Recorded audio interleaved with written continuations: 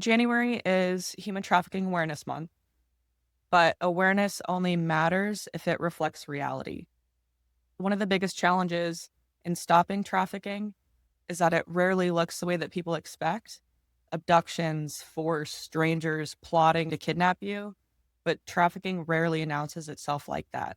When awareness focuses on extremes, it creates blind spots, and traffickers operate inside those blind spots.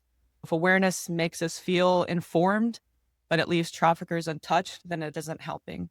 Trafficking is often subtle. It's more likely to involve manipulation, financial pressure, online grooming, and control rather than kidnapping or physical restraint.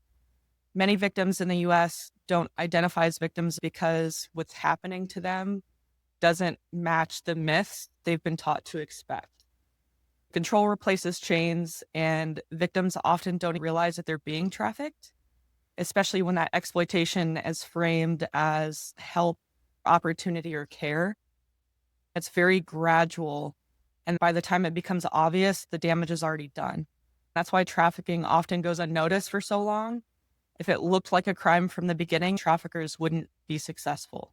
I've seen cases, especially recently. One that I had is the trafficker goes to the victim and they're like, hey, I can help you make more money. I'll take care of you. I can get you in a better spot financially. The victim's going out. They're the ones, committing these acts. But then the buyer pays the trafficker, not the victim.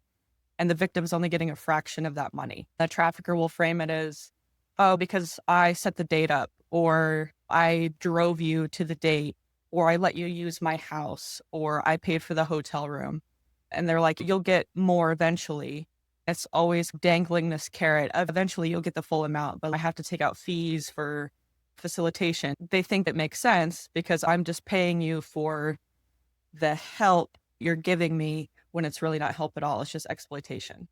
Trafficking is hard to detect because it's designed to be invisible. The activity is spread across online platforms, financial transactions, and everyday locations. It's that pattern across time, behavior, systems, and that's going to reveal the exploitation. So without that data, context, and the analysis, trafficking blends into everyday life. Relying on tips alone isn't enough. Detection requires connecting dots that most people would never put together. Traffickers aren't hiding in the shadows, they're blending into normalcy.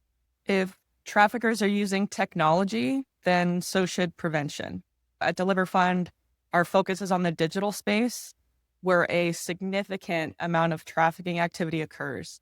Analysts like me examine large volumes of online data and identify those networks, repeat offenders, and that high-risk behavior. And that intelligence, it doesn't sit in a Word document or database. It's provided directly to law enforcement to support real investigations, real cases, and hold some real accountability. DeliverFund takes those scattered signals and helps turn it into actionable intelligence so investigators can move faster and with greater confidence. Awareness raises the concern, but intelligence is what drives the rest. We see trafficking activity shift around large gatherings and major events, not because of the events themselves, but traffickers exploit that increased anonymity, travel, and the movement. And it's not about panic, it's about preparation. Traffickers plan ahead, which means that preparation, monitoring, and analysis have to happen before those headlines appear and long after the crowds leave. It's not just during those high-profile moments. So traffickers plan ahead, but so should prevention. Human trafficking, unfortunately, it isn't rare, it's not distant, and it's not obvious. It operates through familiar platforms, everyday systems, and relationships that look normal from the outside.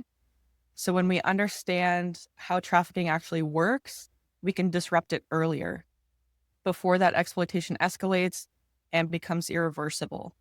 So that's what intelligence-led prevention looks like, and that's where the real change happens. If we want to reduce trafficking, we have to move beyond awareness and invest in understanding. That means supporting intelligence-led work, strengthening partnerships, and taking this crime seriously before it escalates. because awareness is the first step, but what we do next matters even more.